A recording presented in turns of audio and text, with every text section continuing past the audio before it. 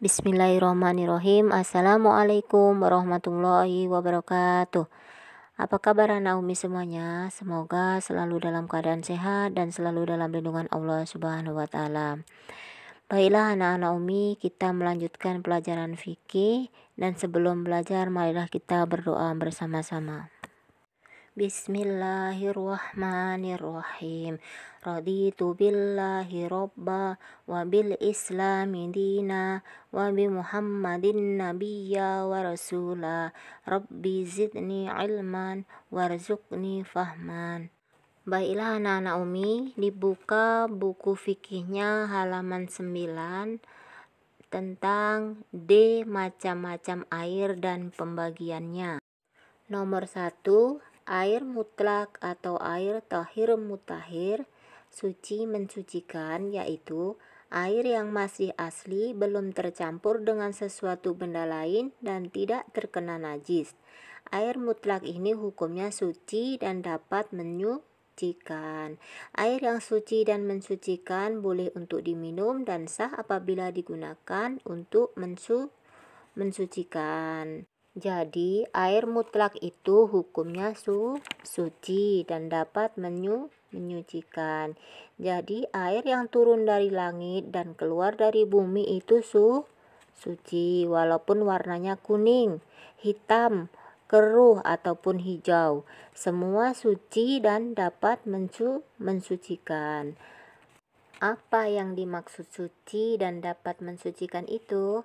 Yaitu air yang dapat diminum dan dapat buat berwudu, mandi, masak. Air mutlak itu terdiri dari 7 air, yaitu air hujan, air laut, air sungai, air embun, air mata air, dan yang terakhir air salju. Air hujan. Air hujan apabila kita tampung, kita dapat berwudu, mandi, masak, dan lain-lain. Itu hukum airnya suci. Yang kedua air laut. Air laut itu rasanya asin, tetapi hukumnya suci. Dan seluruh isi dalam laut itu halal, boleh dimakan.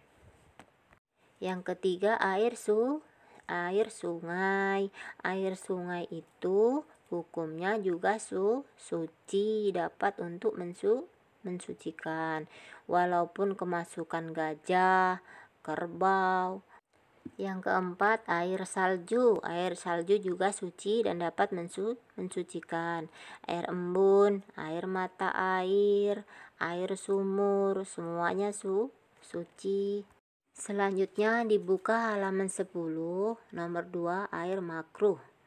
Air makruh yaitu air yang dipanaskan pada terik matahari dalam logam yang dibuat dari besi, baja, tembaga, aluminium, yang masing-masing benda logam itu berkarat.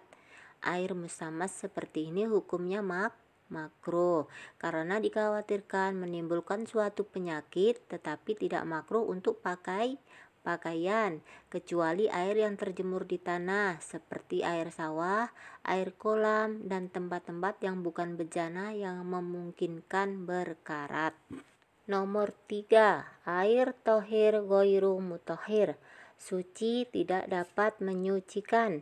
Yang dimaksud dengan air thohir ghairu mutahhir ialah air yang hukumnya suci tetapi tidak dapat untuk menyucikan. Contoh air suci yang dicampur dengan benda suci lainnya yaitu air kopi.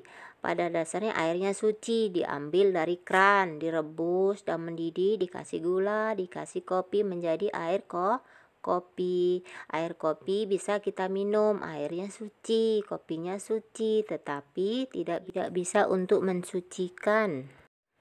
Contoh kedua, air suci sedikit yang kurang dari 2 kula dan sudah dipergunakan untuk bersuci walaupun tidak berubah sifatnya, atau air suci yang cukup 2 kula yang sudah dipergunakan untuk bersuci dan telah berubah sifatnya. Yang ketiga, air buah-buahan atau air yang ada di dalam pohon, misalnya pohon bambu, pohon pisang, dan sebagainya. Itu semuanya suci dan tidak dapat untuk mensucikan. Air mutanajis. Yang keempat, air mutanajis atau air yang bernajis. Yang dimaksud air mutanajis ialah air yang tadinya suci kurang dari 2 kula tetapi terkena najis dan telah berubah salah satu sifatnya, bau, rasa, atau warnanya. Air seperti ini hukumnya najis, tidak boleh diminum dan tidak sah dipergunakan untuk ibadah seperti wudhu. Baiklah anak-anak Umi, cukup penjelasan Umi hari ini. Insya Allah kita sambung minggu depan. Untuk pertanyaannya, 1. Berikan 2 contoh air mutlak. Yang kedua, berikan 2 contoh air makruh. Yang ketiga, berikan 2 contoh air tohir ghairu mutahhir. Yang keempat, air najis atau air mutanajis. Baiklah anak-anak Umi akhiri billahi taufik wal hidayah. Wassalamualaikum warahmatullahi wabarakatuh.